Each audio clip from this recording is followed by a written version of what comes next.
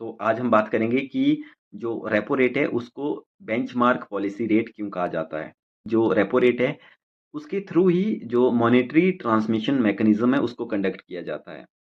Monetary transmission mechanism का मतलब ये हुआ कि जब रेपो रेट को इंक्रीज किया जाएगा या डिक्रीज किया जाएगा तो उसके चलते जो आपका जो रियल सेक्टर है जिसको गुड्स सेक्टर भी कहते हैं वो किस तरह से प्रभावित होगा। जैसे रियल सेक्टर या गुड्स सेक्टर किसी भी इकोनॉमी का कोर होता है।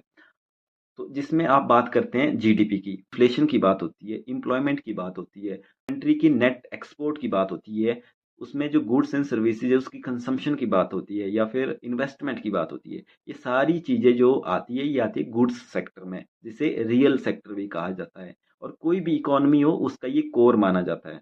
अगर यहाँ पे कुछ प्रभाव पड़ रहा है किसी के कारण तो वो मेजर प्रभाव माना जाएगा। तो रेपो रेट एक ऐसी चीज है जिससे जो ये गुड्स सेक्टर है यानी कि जो ये रियल सेक्टर है ये प्रभावित होता है। तो पहले जानते हैं कि जब रेपो रेट को डिक्रीज किया जाएगा आरबीआई के द्वारा, रिजर्व बैंक ऑफ इंडिया के द्वारा जब रेपो रेट को डिक्रीज किया जाएगा तो उस केस में क्या होगा कि जो कमर्शियल बैंक्स को जो लोन दिया जाएगा उस पे कम रेट ऑफ इंटरेस्ट लेगी आरबीआई। जब कम रेट ऑफ इंटरेस्ट पे उनको लोन मिलेगा तो कमर्शियल बैंक्स भी आगे जो कंज्यूमर्स को पैसा देंगे, लोन देंगे, तो उस पे भी वो कम रेट ऑफ इंटरेस्ट चार्ज करेंगे।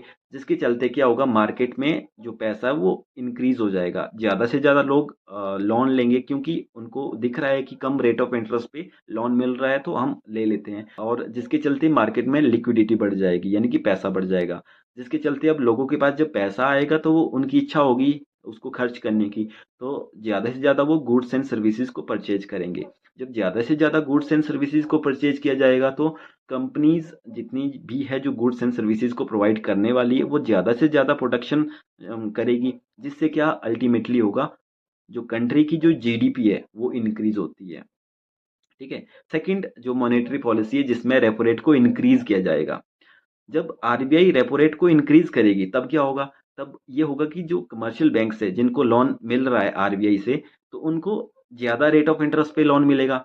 वो भी ज्यादा रेट ऑफ इंटरेस्ट पे लोन देंगे। तो अब जो कंज्यूमर्स हैं वो अब लोन कम लेंगे। जिनको बहुत ही ज्यादा इमरजेंसी होगी वही लेंगे, बाकी लोग नहीं लेंगे। इससे क्या होगा, मार्केट में लिक्विडिटी घटेगी, कम हो जाएगी लिक्विडिटी, लोगों के पास कम पैसा होगा तो कम खर्च करेंगे। उनकी जो goods and services already market में पड़ी हैं, अवेलेबल जो है, तो वो भी कंज्यूम नहीं हो पाएंगी ढंग से।